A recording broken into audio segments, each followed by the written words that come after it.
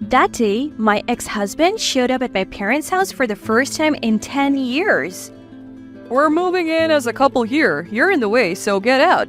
What? Ignoring my astonishment, my ex-husband continued. My wife, Maria, is pregnant, you know. Yeah. My ex-husband had left me 10 years ago for a junior colleague.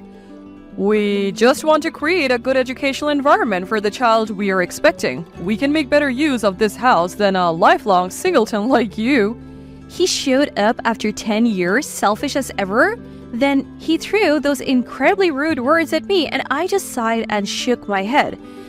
You've got to be kidding. That's impossible. Huh? You're not even listening to me. Ted, do you even know who lives in this house now? As soon as the figure appeared behind me, my ex-husband turned pale and started trembling. Who is this guy? At that moment, my ex-husband realized he had dug his own grave by carelessly returning. My name is Jennifer. I turned 45 this year. I'm an employee at a restaurant. I seem to be well regarded at work, making steady progress among my peers. I live a peaceful life now, but it took several years and many experiences to get here. The most significant event was divorcing my then-husband, Ted. The reason was Ted's affair. He eloped with Maria, a junior at my company. Maria seemed like a sweet junior at face value, but she coveted what others had. Moreover, she desired anything she deemed valuable, whether it was people or objects. Ted, on the other hand, was friendly and approachable. I was drawn to these qualities in him. Ted took a liking to me as well, and we started dating, introducing him to my family after a while. We were already considering marriage, so we decided to make formal arrangements. My parents and sister liked Ted, and he was charming with them, but then he caught Maria's eye at work. Maria, who was passing by while we were talking at the rest area, looked surprised when she saw Ted's face. Maria was surprised when she saw Ted, as they had known each other from high school and college. Maria started to intrude on my relationship with Ted, joining us not just at work but in our private lives too. I grew suspicious as Ted and Maria's interactions continued even after our marriage, and their behavior became increasingly odd. They would excitedly discuss topics unknown to me or sneak off together. Ted, did you go out with Maria yesterday? I wish you had told me. I'll let you know next time. Ted's distant response gave me a bad feeling. Later, a co-worker invited me to dinner and revealed a shocking truth. Apparently, Ted was entering a hotel with another woman arm in arm. I didn't want to believe it, but when shown photos by my co-worker, I recognized Maria. I had no choice but to believe it and asked my co-worker to send me more photos. That very day, I confronted Ted. What is this, Ted? You and Maria are in these photos. It's, well... Ted stumbled over his words, unable to give a straight answer. I turned a blind eye to your outings as colleagues, but I never thought you would betray me like this. So, that's, well... The two of you were making a fool out of me, right? Enjoying your dates while excluding your wife? As I pressed on, Ted hung his head in silence and eventually stopped responding altogether. The next day, Ted disappeared as if he was running away. When I woke up the next morning, Ted was nowhere to be found. I called Maria, suspecting something, but got no response. It was 3 days later when I found out Ted and Maria were together. A completed divorce application was sent to the house I lived in with Ted, and around the same time, I received an email from Maria. And in that email from Maria, there was only this one line. Jennifer, I'm sorry. I'll be happy with Ted. A single email like this was, of course, not something I could accept.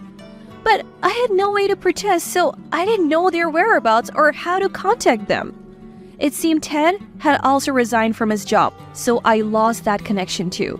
Feeling utterly helpless, I eventually agreed to the divorce. For a while after that, I was in despair and couldn't recover.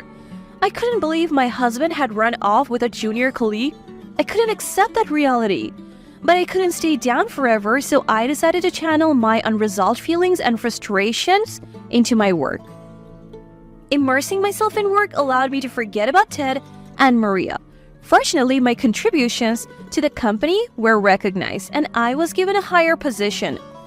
I was blessed with good relationships, and within 2 to 3 years after Maria and Ted eloped, I started to live a stable life. Now, 10 years after Maria and Ted disappeared from my life, Something happened on a day I had off from work. I woke up late in the morning and was just about to get out of bed to make some food when my mobile phone placed by my pillow suddenly rang.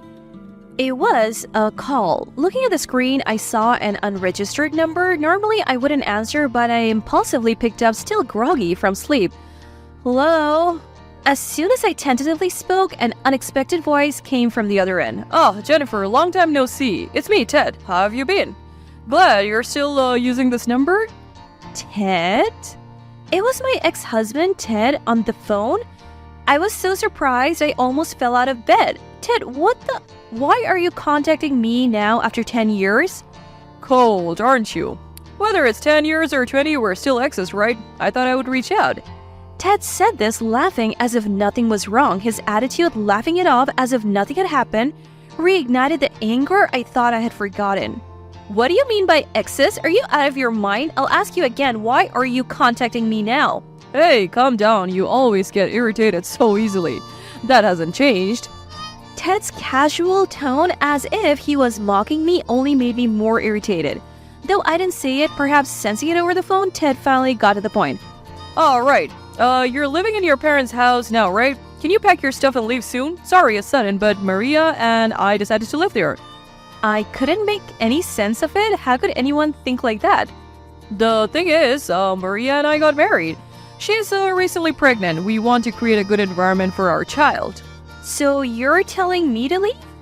Of course, you won't refuse, right? I'm actually being nice here. If you stay there forever, you can remarry. I felt a headache from the anger and disbelief. To think he would contact me after 10 years with such an absurd request? Indeed, as Ted said, I had returned to my parents' house. I don't know how he found out, but that's a fact. You think I'll agree to such a thing? Huh? Why should I happily vacate my parents' house for you two? Are you stupid? You must be. As I sharply retorted, Ted seemed to get upset and snapped back in a harsh tone. Huh, sorry. I guess at 45 and infertile, you wouldn't be able to remarry anyway. I had never gotten pregnant while married to Ted. He must be referring to that, but what a rude way to say it. Really ridiculous. Is that all you wanted to say? I won't give you this house, and even if you come, I won't let you in. I hung up the phone unilaterally. I didn't want to talk to Ted anymore. Such selfishness. Cheating and eloping and now demanding the house. I was hoping he would give up, but a few days later, another incident happened. The day was busy from the morning and I didn't get a lunch break until after 1 p.m. After finishing lunch at my favorite cafe near the office, I entered the building's entrance and spotted a familiar man. Can't be. Why is he here? It was Ted. He had gained a lot of weight compared to 10 years ago, but it was unmistakably him. I tried to hide, but it was too late. He had already seen me. Ted rushed over as soon as he saw me. Oh, there you are. I've been waiting. About our previous conversation. When can you move out? Preferably by next month? I don't know what you're talking about. I already refused that. It's unbelievable that you would come all the way to my office. It's unpleasant. So please leave immediately. You're still saying that? Surely it makes more sense for our family and our upcoming child to live in that house than for you to stay there alone, right? Just stop it. No matter how much you ask, it's impossible. And don't drag me into your selfish actions after cheating and eloping. As I spoke forcefully, Ted finally furrowed his brow and raised his voice. What did you say? I cheated because you were infertile. If you had been able to have children, I wouldn't have cheated. It's all your fault, so provide a place to live. Are you serious? This is too ridiculous. I have work and need to go. If you stay here any longer, I'll call security. Ted seemed about to say more, but noticing the stares of those around us and my threat to call security, he left the entrance with a parting shot. I thought that would make Ted give up, but I was proven wrong. A week after he visited my office, I was relaxing with a game app at home after work. Then the doorbell suddenly rang. I wasn't expecting anyone, but I decided to check. I was speechless and bewildered when I saw who it was. Hey, Jennifer, is your packing done? I came here directly because you didn't contact me. It was Ted and Maria. I just wanted them to stop. I hurried to the front door and opened it with force. Jennifer, long time no see. You heard from Ted, right?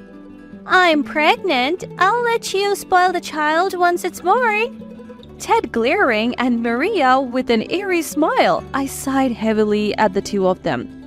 Aren't you looking tired? Well, never mind. Listen, I'm pregnant, which is great, but we have no money. So let us live in this house, okay? Maria said, looking up pleadingly. Then Ted chimed in. Also, I recently realized this house isn't yours, right? Are your parents inside? Let me talk to them. It's their first grandchild, after all. They'll surely welcome us. Ted's selfish words made me burst out laughing. He didn't know. Why are you laughing? That's rude. Hurry up and call your father and mother. Huh? Do you really not know who lives in this house? Your so-called mother and father aren't here anymore? Huh? Indeed, my parents no longer live here. After I returned home following the divorce, my parents gifted me this house and moved to live near my mother's childhood home.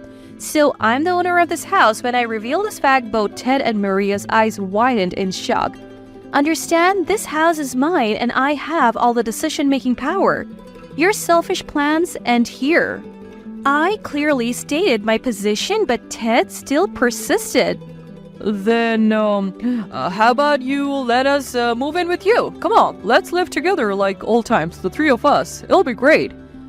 Ah, that's a great idea. Jennifer, it must be lonely living in such a big house all by yourself, right? If we live together, everyone will be happy. The two of them, still stuck in their selfish plans, came up with this absurd idea. As I was about to retort in dismay, someone called out from behind me. What's all this noise, Jennifer? Something going on? Seeing the person who appeared behind me, Ted and Maria suddenly fell silent and turned pale. Are you serious? Who is this guy? Sorry for the noise, but you have come at just the right time. See, these are the ex-husband and junior colleague I told you about. It was my current husband, George, and in his arms was our son. George looked at Ted and Maria, grunted, and then greeted the confused pair. Good evening. You must be Ted and Maria? I'm Jennifer's husband, George, and this is our son. Cute, isn't he? Ted and Maria were at a loss for words. They were clearly shocked. In fact, I had remarried. I met George through a friend at work a year after divorcing Ted. Things progressed quickly with George and we married in less than 6 months. Soon after, I became pregnant with our son. Now, I balance work and homemaking. George helps with housework and childcare, so I've been able to advance smoothly in my career. I think you can see now that there is no room for you two in our lives. My husband, son, and I are a happy family of 3. What, Jennifer? I thought you were infertile. It can't be. Are you lying? Ted sat down, holding his head. How could you, Jennifer, marry such a handsome man? That's not fair. Not fair. Maria stamped her feet in frustration. Then George looked down at them with a cold gaze and said, Whatever you two think, that's the situation. Now please leave. If you ever come near my precious family again, I'll call the police. Got it? Scared by George's presence and the mention of the police, Ted and Maria fled, faces still pale and with a pitiful shriek. 2 days later, Ted called me again, wanting to end this once and for all. I was about to hang up and block his number, but after being harassed at work, I decided to listen to his final say and answered. What do you want now? George already told you to stay away, didn't he? Don't say that, please. Maria and I have nowhere to go. We're living in a hotel and we're out of money. We can't even return to our parents' homes. Ted said that after they eloped, they resigned from their jobs and lived off part-time work. But after Maria got pregnant, Ted had to cover all the living expenses, leading to financial and physical hardships. Remembering me, they planned to sweet-talk me into leaving my house. However, their plan failed due to George and our son's presence. They tried relying on Ted's parents, but they had been disowned after the elopement scandal 10 years ago. It's a natural reaction. Please, I'll do anything to make up for what happened 10 years ago, so... It's too late now. Goodbye. After hearing his troubled state, I hung up and blocked his calls and emails. This was the last time Ted and Maria appeared before me. Later, I heard from a mutual friend that Ted, undeterred, cheated again. It turns out Maria's pregnancy was a complete lie, a ruse to get me out of the house.